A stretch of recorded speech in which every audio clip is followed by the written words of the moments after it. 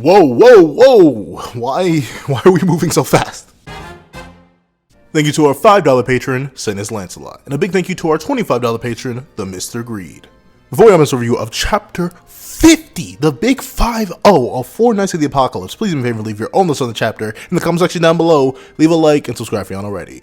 Also, make sure to hit that little notification bell so you miss out on any videos that come to the channel. Also, I do have a Patreon down below, and I'd appreciate any support you're willing to give. Now, let's get into it. What's up, guys? I got a pencil here, and here we are to review Chapter 50 of Four Nights of the Apocalypse, the big, fat, juicy, thick, girthy 5-0 of FK.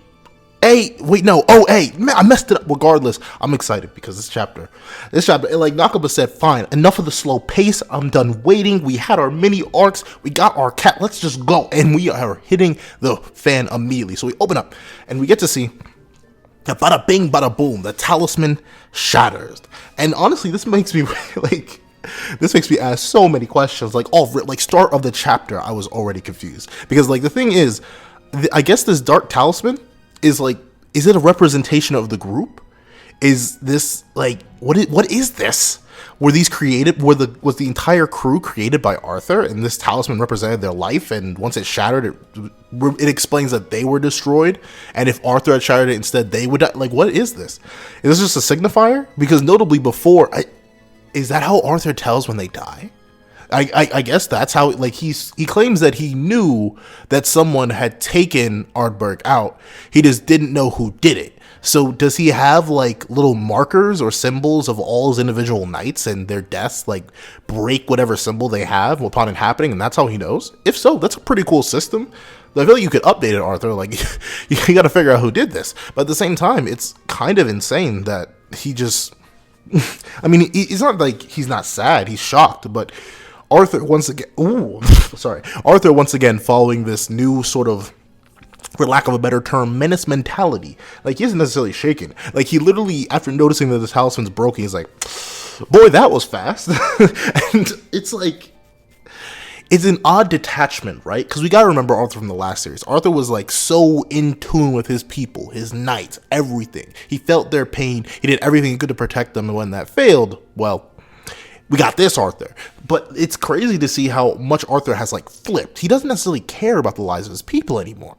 And that makes me question, how high does this go? Because notably, regardless of what he said to Ironside didn't seem to be there are nicer ways to remove poison, and there are nicer ways to dish out punishment. He literally tortured Ironside, getting all up in his guts, quite literally, for failing a mission. And to be fair, it was an important mission, but at the same time, that's not what a caring king would do, or at least not. Maybe, who knows? Maybe that is what a character would. If that's what y'all would do, please tell me in the comment section down below. By the way, the like button is free. But regardless, it seems interesting that Arthur has this new mindset, and apparently, I guess this was the final breaking point.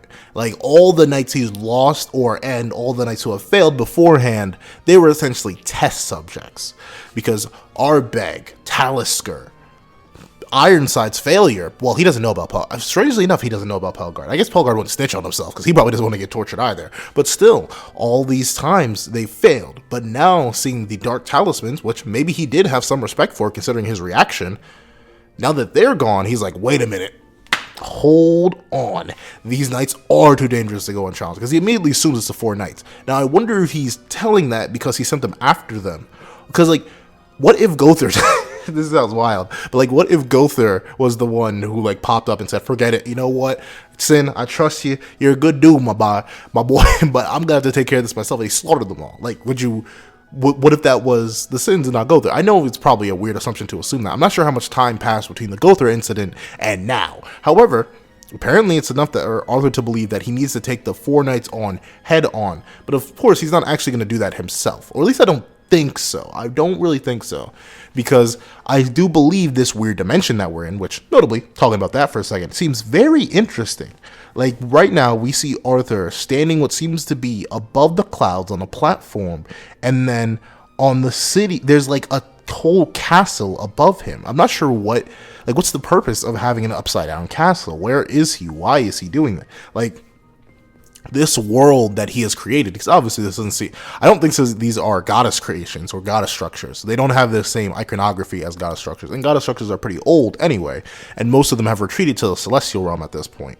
And also, I'm just wondering, like, why do this? Who lives there? If anyone lives there, if it's just aesthetic choice, we're seeing more and more of Arthur's own little twisted world, and I want to know the utility behind it, or if it's just the way he expresses himself. Because to be fair, he can do whatever he wants, which makes me wonder, how dependent is this world on Arthur? Because if this world would maintain itself, if Arthur just up and dipped, then he would have up and dipped by this point. Like, honestly, after the loss of your first couple nights, if the 4 nights are that much of an issue, you'd leave and go take care of it yourself before they get too strong. You wouldn't just keep sending out your knights to do it. And obviously, we know Arthur should at least have the power to fly. We've seen him fly before, even if he can't teleport, which I wouldn't be shocked, or open portals or something like that. You have Merlin, of all people there, the one who can teleport. So you'd be like, okay, teleport to the knights in the last known location, instantly show up there and slaughter everything there. But I feel like Arthur is sort of like interdependently tied to this world, and I want to see more about that. Like, Arthur is carrying a whole ton of mystery in early 4 nights, and I think, especially with the accelerated pace we're now going at, that's good, considering he is likely, if not our end game, our high end game. I'm not exactly sure where Nakaba's going to take this story now, because unlike before, right, with the advent of the commandments, there was always the idea of the leader of the commandments, and not Zeldris in that case, but the Demon King. Like, what early 7 Deadly Sins did was set up a peon to be the major threat of the first major arc, set up larger style peons to be the major threat of the final or the mid part of the series, and then set the ultimate threat being the leader of all things at the very end. So it could be possible that, actually, no, that actually makes sense now that I think about it. This could entirely be the same setup as 7 Deadly Sins, in the case where the early parts are focused on our lower level Arthur Knights, such as your Taliskers, your Ardbegs, your stuff like that. Then the Round Table gets introduced, and that ends up being our 10 Commandments of sort, guiding the middle part of the narrative when we follow a similar arc structure to then, and then finally Arthur steps in at the very end. However, the only thing the reason I think the Demon King works better is because the Demon King was explained to be sealed somewhere. Like, he couldn't leave. So unless we get an explanation of why Arthur couldn't leave, I don't get why Arthur wouldn't just pop out himself, like do it himself, because the longer he waits, the more dangerous it seems. But of course, there could be reasoning for that. And I think this entire sort of mystery idea revolving around Arthur's involvement in the narrative is a blessing for now, but could very quickly turn to a curse the longer it goes without explanation, and the more and more resources Arthur loses. Because right now, he seems very disconcerted with the Dark Talismans, but he could just make another if need be. But at the same time, this can only go on for so long. But regardless, good job to Nakaba for building up such suspense and intrigue with a character that we knew so well. However, we get to see, I know I talked way too much about that, but the thing is, we get to see that Arthur is interested with a certain proposal. He turns to Merlin and is like, okay, now I'm not sure whether to prioritize the knights or my search for a bride.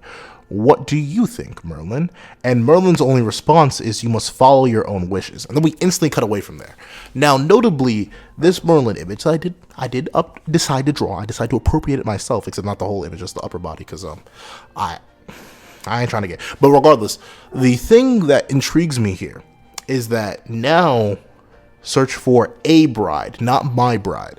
Well, at least, unless I'm misremembering the wording, and I easily could go back and check, but I won't because I'm feeling arrogant right now. No, I'm kidding. But the reason I note the wording here is search for a bride, which means that maybe Arthur's wife wasn't decided. At least earlier, I thought he was literally just saying my wife. Like, he knew who it was. He just needed Ironside to go out and find her.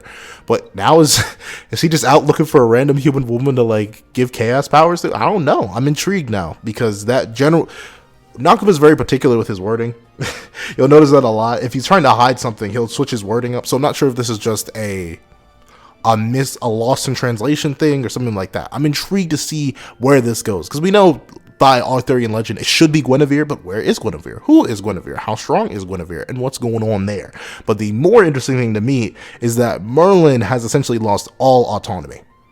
Like, she's literally saying, hey, yo, figure it out yourself. I'm just here to follow. Which I'm wondering if it's totally natural, right? Because this is like the best close-up look of Merlin we've gotten throughout the entire series. And once again, we can't see her mouth.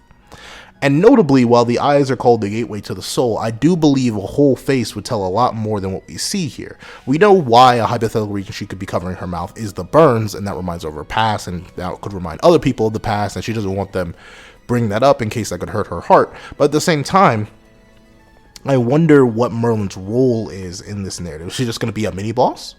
Is she, like, what is she doing here? And we know what she's doing here. She's here protecting on one hand and serving Arthur on the other. But how does this succeed in her goals? Remember, she wanted to release chaos to find new hope, new study, and stuff like this. So is Arthur succeeding in providing that by simply existing? I'm wondering. I'm intrigued. I suppose what Merlin could be doing here, because I know there's a whole idea of Merlin possibly being a traitor to Arthur specifically after he's gone too far and now looking to, like, not necessarily reunite with the Sins, but like possibly work against Arthur so he doesn't absolutely destroy all her old friends. But it'd be even more interesting if Merlin's whole reason for being so detached is because all of this is just part of her study. All of this is just part of her analysis. Watching how Arthur uses the chaos powers and simply just seeing what he does. Maybe be creating a whole new human world and sealing off the other races could be interesting to Merlin. And I think that would go better with the whole what's the word I'm looking for? The aloof nature that Merlin carried throughout the original series that made me appreciate her character while it was delved in mystery. The reason I didn't like the Meliodas reveal and the fact that she only did all this because she loved Meliodas was the fact that it felt like it removed autonomy from the character. Like she felt like, oh, all these things happened because of this character rather than I let all these things happen and did all these things of my own free will. So if she's given them my own free will motivation here, I would actually appreciate that. I think that'd be pretty darn cool to see, and I wonder what her response would be to her friends if she ever runs into them again, now that they all know what Arthur's doing and all know what Arthur's planning, and the only one who would be spared out of her old friends would be Bond. Every other person she knows and loves, including Elizabeth, considering I'm pretty much confident she counts more as goddess than human. Meanwhile, Bond is still pretty much human. Is she gonna let them all go like that? Meliodas especially, like, I'm very intrigued to see. So I think Nakaba, once again, with both of our, I suppose, quote-unquote main antagonists for this entire story, excluding like your more personal level antagonists such as Ironside, I feel like Nakaba's done a great job of setting up this mystery and this intrigue behind them. Great work, Nakaba. I'd reach through reality and pat you on the back if I could. But enough of that. Let's hop right back to where we were before. So we see that Shining Road, well, we're trying to road all right, because it's like he blasted an entire pathway through the forest. And I guess it makes sense, right? But like looking at it, he literally, like, I'm not sure how long. Someone calc that, yo. I'm not a calc beast myself, so someone go out there and calculate how much energy would it take to absolutely annihilate the forest. Notably, he didn't split the clouds open. That would be crazy if he had like split the heavens themselves open. But no, he only split through the forest. But yeah, that's just insane. Lancelot, obviously on a different level, with a bad weapon too. Like, not a bad weapon. We know any weapon increases your power in Seven Deadly Sins. Like, it's wild to say this, but beginning of series, no Dragon Handle Meliodas is weaker than beginning of series Meliodas with Dragon Handle, just because of weapons are amazing conduits in Seven Deadly Sins and drastically increase your power. But darn, that's crazy that Lancelot could do that. And of course, I love how everyone once again has their own degrees of shock, because and their own degrees of shock for different reasons. I love how Donnie and Sylvan are just Sylvan's like, hug me, brother, because he's just hiding behind Donnie. Because the fox he once knew is secretly this super strong human dude who can blow apart forests. I love those two. I especially love Sylvan. Like, for a character who all the way back when I was introduced, for a character I didn't think I was going to enjoy, or I didn't even think it was going to be a character. I think that's they were going to be like a non-speaking, non-verbal joke. I love it. They're great. They're great. I love Sylvan. And obviously Donnie's cool too. But then we got Nasian's the best boy being like, oh my. That's the same move that felled those monsters in Sistana. So, interestingly enough, I guess maybe that's why this one had such a higher power output, because he actually had a weapon. Because in Sistana, Shining Road didn't have a conduit, but it still was doing like crazy amounts of damage. It was still Sin level without a weapon. So, yikes. Like, well, I released that whole video on how strong is Lancelot at this point. And, you know, I was initially against the idea of him being EOS Sin level this soon, but with all the arguments that were presented, and apparently the interviews I still haven't seen yet, I mean, I wouldn't exactly complain because like that power creeps the whole series. Like if we're still BOS, like Lancelot has no wings, no proper weapon, nothing. He's still 16 and he's already end of series sin level. You know, the power scaler in me finna go wild. Okay, I'm sorry, but I'm super excited to see this. But of course, while Nasians is all shocked that this is the same move from Sistana, what Anne is more concerned about is that he slaughtered them all. Because while we like Lancelot on demon timing, of course, it does seem a little intimidating that this man literally just went around saying, oh yeah, the whole reason he essentially pulled a Wonder Woman, right? Like the whole reason I ain't got a rogues gallery and y'all people don't know my name is because I slaughter everybody who possibly learned it. Like, that is a bit scary for a group of pacifists, which is essentially what Percival's group has been up to this point. And honestly, well, I'll get into that when we get into that. But I love how we essentially continue right off from last chapter where he says his line, yeah, that's what happens. And what's interesting is that before Lancelot, which is, so I thought he could see the hearts of others, right? Like he could see what's in their minds, but I guess he just hears hearts. He hears thoughts, which, is that how it worked? Is that how it worked for fairies before? Could they just hear? Oh no, I think there was a whole thing about their hearts being too loud, right? Because Elaine couldn't hear the thoughts of Bond's heart because Bond's heart was too quiet. So it does make sense that Lancelot, before even fully turning around, has one strong thought push through, one voice of the heart push through it all, and it's I'm so glad. And of course the person who's so glad is Percy, who tackles Lance into a hug. And I love how Lance is even like confused. He's like, bruh, I mean, I know I'm not covered in blood, but I did just kill a whole bunch of people. I love how Percy's only reaction is, I'm so glad you're safe, Sin, right? Because that's what he was like. Percy is still a kid and obviously nowhere near as battle hardened as Lancelot. So with the very thought of losing someone, the very first person he met after losing his grandfather, to hypothetically lose him, I know that was rough on Percival. I know all this trauma, schmack. I love that mental trauma. Keep piling it on, Knock, but you know how to write characters I enjoy. No, I'm kidding. But, well, no, I'm not kidding. But I love how Lance, he, like, once again, I feel like this is honestly not even intentional. Like, Lance isn't trying to read his heart here, but he's hearing all the unspoken things within Percival's head, which are, it's just like with Grandpa, I couldn't do a thing. I was scared if Sin died on me. Like, I honestly, Percival got a rage amp. Does Percival get rage amps? He gets hope amps. Does he get rage? What happens if he gets rage amps? I don't know. Like, his rage doesn't do much against Ironside, but to be fair, he was like baby. So I'm not sure what his rage amps would do. But I love how Lancelot, in like the best older brother fashion out there, pats his head and is like, Percy. Well, no, he doesn't even comfort him, right? He comforts him by being alive. But he's like, yo, Percy, let me level with you real quick. I am not Sin. I'm Lancelot. I lied to you. And of course, like, I guess that's a point to get across, right? Like, he couldn't even say, Lancelot's straight to the point. He wouldn't be like, oh, sorry, Percy, but Sin was something I created. But don't worry, he lives on in me. My name is Lancelot, though. He wouldn't say that. He would be like, don't get my name wrong. That was the name of the other dude. That's not me. So it's kind of funny that it's like that. But of course, he's done with the dagger. So he's like, oh, here you go, Donnie. I'll repay it for you over in Leonis. And Donnie, catching his dagger, is like, wait, what you mean by that? And the whole thing shatters. So, but actually, ironically enough, only the blade shatters, not the hilt itself. So I guess he channeled all his energy into that. And darn. Like, nah, just darn. So there are weapon limits. Like, to be fair, has a weapon ever?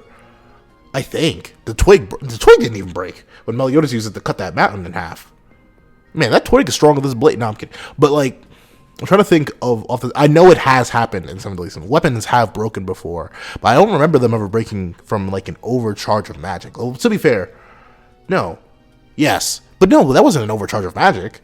That was just like, it got hit too hard with Rita. Like, I remember Rita shattering, but I don't remember any other weapon breaking. But I know it happened. One of y'all is going to tell me in the comment section down below. And that's what they're all there for. By the way, y'all know the like button is free. But I'm going to keep saying that, by the way. Please hit that like button. It greatly helps the channel out, and it greatly helps me. I would love it. But regardless, moving onwards, we get to see that Donnie's a little bit sad that his knife shattered. And it's interesting because, like, Nasian blames it on Doorknock, but nah. I'm confident it was the magic thing, because like, why would it suddenly shatter? It didn't even hit Dornoch that much. But we see that Anne, team leader, is obviously a little concerned. Like, who are you? What do you want? And what were you going? Why were you going around? Like, Anne is essentially the cat. Like, the reader's like, I got so many questions. Answer all of them. And she's like, apparently, like I remember hearing or reading. I'm not sure if it was in my comment section or on Reddit or somewhere. I need to get better at differentiating those. But someone had said, like, oh, maybe there's going to be some trust issues with the group now that Lance has revealed himself and that he was Sin. Maybe Percy won't even like him for doing that and all the killing he did, so we may not trust him, and we may get a quick Percy v. Lance fight, and Lance curbs on Percy and then gets him to trust him again. But no, Percy's full on the, well, I trust him. Like, I don't know what we expected. To be fair, I'll admit, the idea interested me, even though I knew Percy would 25 out of 2 times lose that fight. I was kind of intrigued to see how the two would interact. But obviously, Percy, Sin is still alive. Even if Sin is gone, Lancelot is Sin. It doesn't bother him. But, of course, Lance doesn't even instantly answer the questions. He just draws 3 arrows from his quiver, enhances them with some sort of energy, and then begins his explanation. So he goes on to say that I'm a servant of the King of Leonis. Now, there's been some discourse on who's the king at this time. Like, I remember earlier on I mentioned this. I'm pretty sure it's Meliodas, but a lot of people are still saying it's Bartra, even though I'm pretty sure Bartra's been a king. Bartra hasn't been king for a while. He just retired. I think that was like the entire point. So if it is still Bartra, that would explain the whole Vision stuff. I feel like Vision is just being used as like a counterpart. Like, Bartra should be very old at this point. Like, I know he's only 6 years older than the end of Seven Deadly Sins, but still 6 years is a long time for a person his age. Like, he's been around for a minute, and he was already not looking the best in the final chapter of Seven Deadly Sins. So I hope it's Meliodas, because what the end of the chapter implies. But then he goes on to say, as everyone's a little bit concerned that he's going to kill them next because he drew those 3 arrows. He's like, I love how he completely ignores it too. He's like, I'm the servant of Leonis. They scream at him and he's like, whatever. I have 2 objectives. So he fires off the 3 arrows and they whiz past the group. Well, actually, no, he doesn't even aim at the group. They go off into a different direction and boom, throw out 3 holes in the ground. And he begins to explain. My first objective, track down a potential member of the Fortnite Apocalypse and take his companions to our kingdom. So our kingdom is indeed Leonis. Like, it was unsure whether or not for a while whether it is truly Leonis, whether he's actually been there, but no, it is indeed Leonis. And then we get to see once objective or part 1 of the objective, find a possible knight, was completed, guide that knight and defend you while interfering as little as possible. So that explains why he let all the encounters happen. He let Percy die. Which is wild, but he let Percy die so in order to see whether he was a knight or not. This was like the knight test. So I wonder how many, like, were there failed knight candidates that, no, there couldn't have been. Like, I doubt Lancelot would just let some kids die, right? Let's hope not. But he apparently he wanted to guide them and interfere as little as possible, which is why he disappeared all those times. Like, every single time a conflict was going on, he was guiding them along. He brought in a few elements. Like, he was the one who got Hauser to go take care of the dragon when it was too much for the crew. He was the one that ended up taking care of the chaotic dead. He was the one who ended up teleporting them away. Like, he kept them safe. So that was his defense, but also guiding them into those battles. So it would make sense that he's superior to all the foes we've run into so far, because he was not supposed to interfere. But in this specific case, he had to interfere, because if he didn't, he'd die. And obviously that's kind of counterintuitive to protecting the knights.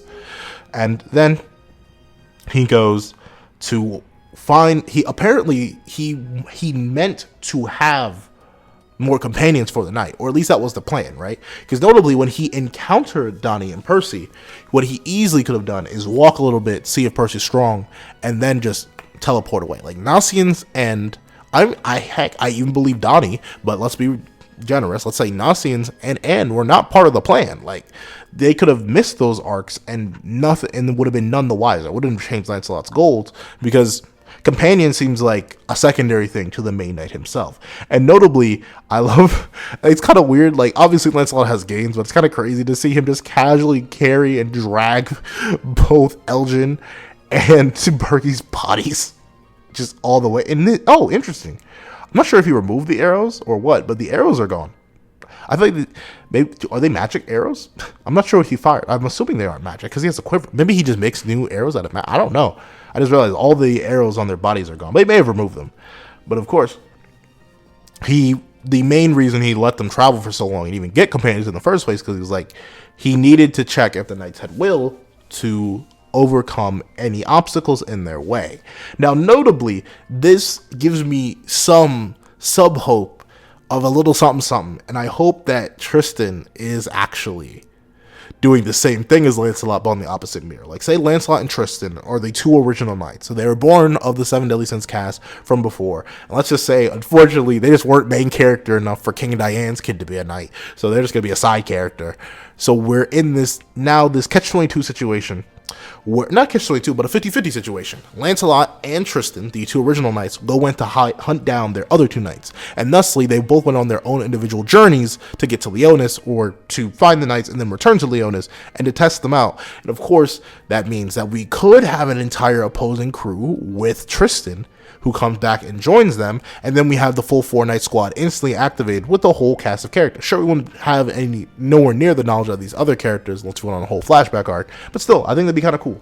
But of course, we see that Lancelot, he drops the bodies in the graves, right? Like, he, as savage as he is, he still doesn't believe in, like, not giving them a proper burial, because he goes on, and, like, notably, he actually looks sad as he buries them. Like, I'm not sure if he's sad because he killed these people, or he's sad because he's explaining himself or he's even afraid because he goes on to say, I disguise myself as a fox because I don't want them discovering me. And notably, that them is italicized. So, what does that mean? Like, I get, because here's the thing, right? Let's go with highest end. Let's say sin level is EOS. According to interviews I still haven't seen, and just like, why not power creep? Does that mean that there are knights in Arthur, or is it just Arthur? Right? Like, are there knights within Arthur's convoy that are that strong? Is his round table that insane? Are they that OP? Or is it more likely that he just didn't want Arthur knowing who he is, so Arthur didn't just teleport there, behead him, and call it a day? Like, I don't know, and I'm kind of intrigued to see, because the latter would. I mean, I'm fine with either. Like, not gonna lie. Like I said, I'm cool with power creep. Fine, forget it. Power. Like, I watch Boruto. I watch Dragon Ball. So power creep is a natural part of pretty much any sequel series. So if we're continuing from that level of strength, fine, whatever. I'm cool with that. I'm just hoping the sins got stronger so they don't get power crept out of the narrative, but they're power crept to stay relative to the narrative. But of course, we see that, and I guess the guy he's hiding from specifically is like the starfish or the star visored guy. Or he wants to fight that dude. Who knows? But we see Percival run up to help Lancelot continue the burial. And it seems that Percy actually has questions. And, like, I'm not going to lie. I'm kind of shocked that Percy, of all people, has questions. Like, he was paying enough attention. But he notes that, okay, the guy with the star visor and the giant craftsman dude, what do they have to do with that? And Percy, the star visor dude, may just be one of the people that Lancelot was trying to hide from or disguise himself from. So there's that, Percy. But on the other hand, yeah, I don't even blame. Why would you worry about the crap? Like, unless you're looking at it from our perspective, right? Because notably, I remember we were talking about why Lancelot would want to know where the Buzu is, but the obvious and most simple solution would be weapons, right? Like, obviously, you want to get your weapon game up. Like, obviously, if one weapon broke from Lancelot expressing a little bit too much of his power, I can't imagine what other weapons would do. So, Sacred Treasures would be cool from the craftsman himself. However, I do think there are two alternative possibilities. And actually, no. The weapons is just one. But actually, no, it's still two alternative. Because the thing is, Lance could not necessarily care so much about weapons, because who knows? They have craftsmen that... And like, the whole narrative that was implied by Cursed by Light was that, oh, even a hunk of metal in the right hands can be dangerous. So, hypothetically, instead of weapons, the Buzu could be getting drafted or kidnapped in order to make another coffin. And not just a coffin of eternal darkness, but like a coffin of shattered earth, a coffin of forest past, a coffin of the heavens. Like, if the Buzu could make a weapon or a device strong enough to seal away entire clans, including 10 Commandment plus level fighters and Archangel plus level fighters, maybe it's entirely possible that Arthur's main goal, maybe out of a pity or a kindness for the other races, is not to simply slaughter them all, but seal them away.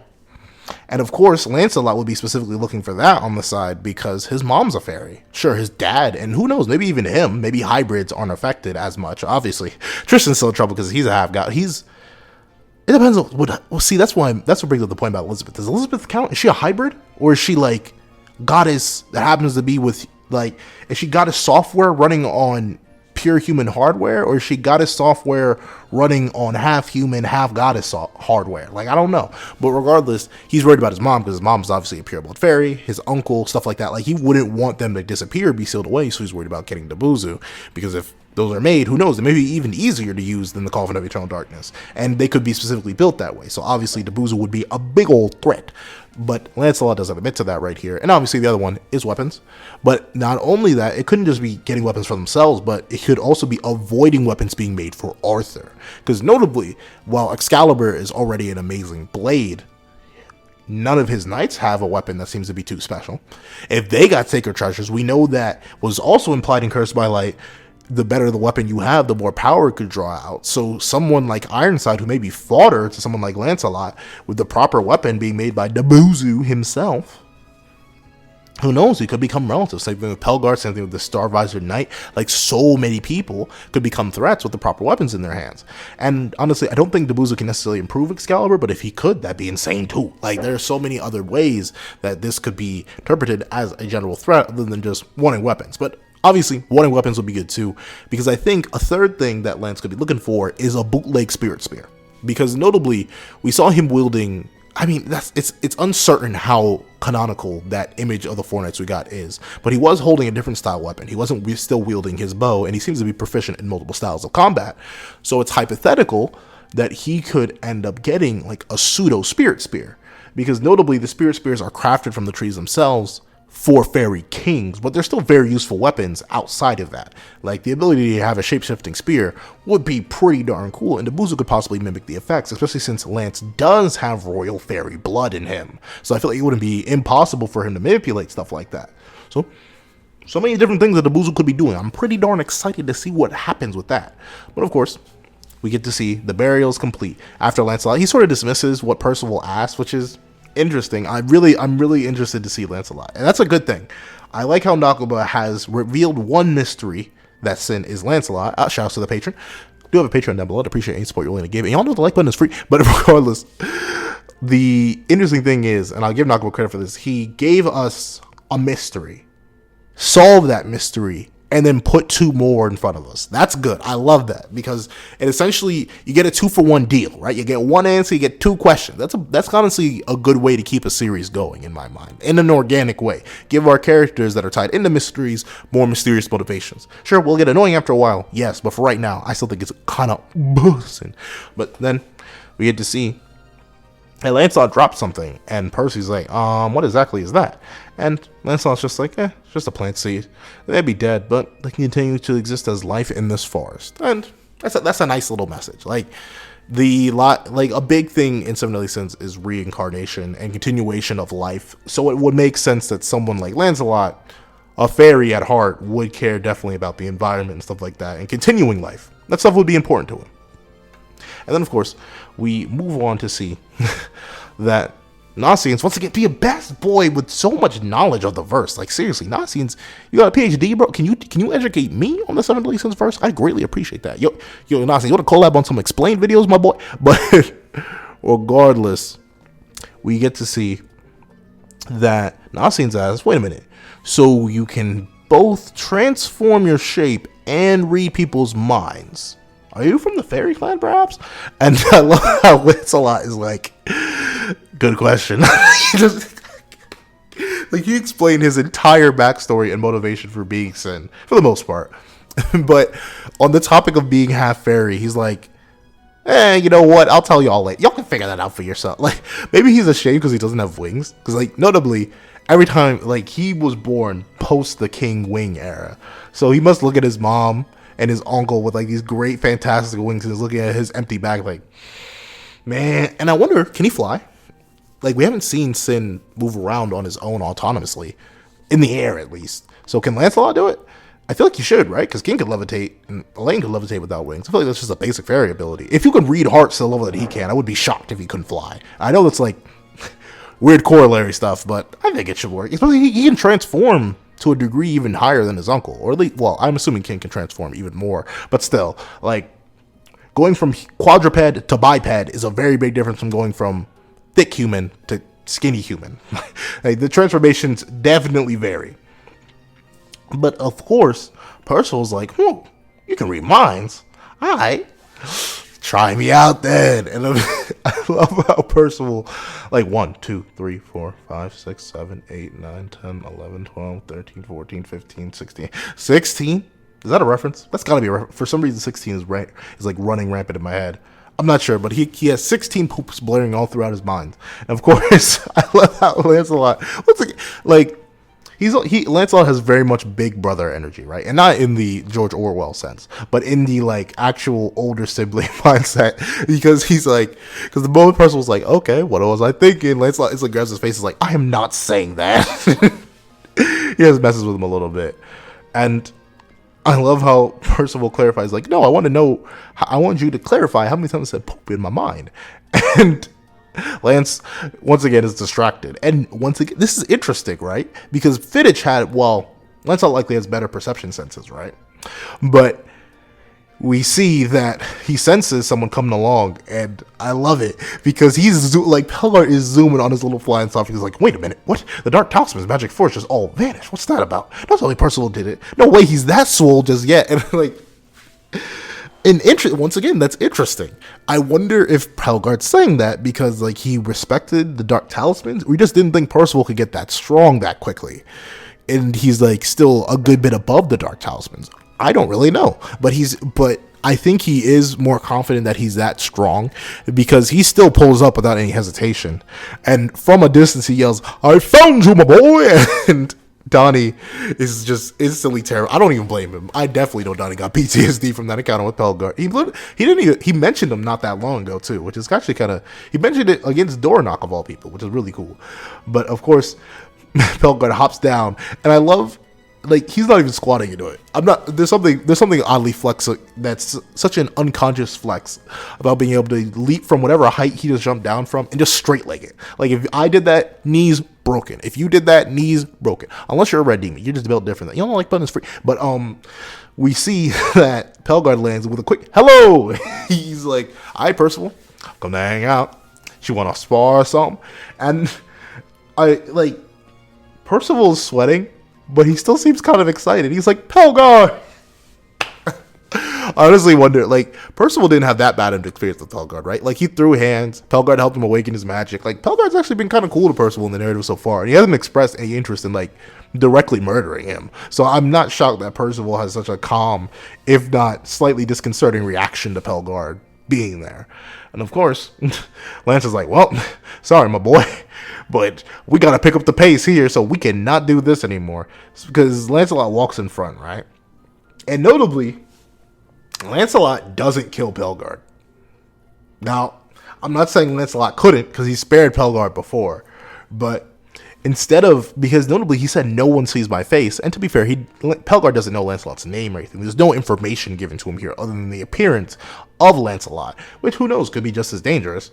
But Lancelot literally raises the teleportation bead and is like, we're dipping out. And I love how Pelgar's reaction is, wait, no, I must stop you. It's like, aw, heading where? And Lancelot doesn't even answer. He just deuces. And I love how, I'm not gonna lie, when I first read the chapter, right, I hit up Mal and everything because I was doing something else. I saw his post in script. I was like, send me the link right now, and I had to instantly go do something else before I could sit down to record the video. So I was legit I speed read the chapter. So seeing Pelgar come all the way and get all excited to see Percival, and then just see them teleport away, I started crying with laughter. It was legit just so hilarious. That actually got a good hard laugh out of me, Nakaba.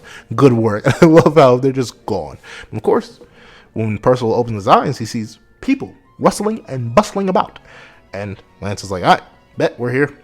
The kingdom of Leonis. Welcome home, boys, girls, ladies, gentlemen, everybody. We welcome all species, creatures, and home bodies. We welcome everybody to the kingdom of Leonis. I'm super excited to be back. Like, I'm not gonna lie, it hasn't necessarily been that long. I reread parts of the original series all the time, but like in context of this series, in context of how long we've been waiting for that new prime juicy Leonis content, I'm happy to be back. And of course, everyone's shocked to be here because the only person who hasn't been here or who has been here before is Donnie. Percival, he's losing his mind. Nasians is super excited but sweating. Donnie is terrified because obviously he's back home. You know Donnie's going to be recognized. And is excited yet also worried because, you know, she can now hypothetically meet her idol. But at the same time, this was a very big leap in progress. And, of course, I love how Lancelot instantly shrinks, right? Like, he had such a confident, like, appearance and posture and show up throughout the entire chapter and all the chapters he's been in so far. But the moment he's like, this isn't even his home, ironically enough. His home is that fairy country kingdom that Bond rules. I forget what it's called. Like, I'm trying to say henbane, that's a poison. I forget what that's one of Nasian's poisons. So I forget what his kingdom home is actually called. But I love, now that he's back in a place where he may not be like top dog in terms of everything, he instantly just hunches back over, puts his hand in his pocket. It's like, come on, quit gawking, will you? The king's waiting for you. And he just walks on. And then now we're back. So obviously, and I think I literally, not before, it was either today or yesterday, I was going through comments, because I like to respond to everyone's comments. You know, the like button is free, but I like to respond to everyone's comments. Someone asked, when do you think we're seeing Meliodas? And I was like, either we're going to continue the journey for a very long time, and or we're gonna skip right there. But I did not think, like, if the king is truly Meliodas, if we're seeing him this quickly, do I think we're gonna see Meliodas next chapter though? Because this is the end of the chapter. I don't actually think so. I still think we're gonna be a little while off. Like, we may get one filler chapter in between actually seeing Meliodas, and like, if anything, I expect chapter 51 to end with his back shot, or his like a backward silhouette. Like, he'll be facing the other way, talking to somebody, talking to one of his diplomats in that drippy coat he's got. And then he may turn and say, hey, Lance. And you know, the whole fandom gonna lose their mind. Like, shoot, I'm gonna lose my mind. I may legit bust when that happens. However, this chapter, obviously, you can tell by how long I've been talking about it. Crazy good. 10 out of 10. Easy. It's not as hype as Lancelot's reveal, but it has so much in it that has raised so many questions, and it's gotten me so excited. In the cliffhanger, and like, all of this is ultra mega thick, juicy. I love it. Perfect chapter. Those are my thoughts on the chapter. I would give like a general thought synopsis, but that's pretty much it. Thank you guys so much for watching. Please remember to like button is free, share, comment, and subscribe. And I hope you guys remember that there's a notification bell that I also need you to hit, and I would greatly appreciate it. It really helps me out. I do have a Patreon down below too, and I'd appreciate any support, $1, anything that you're willing to give.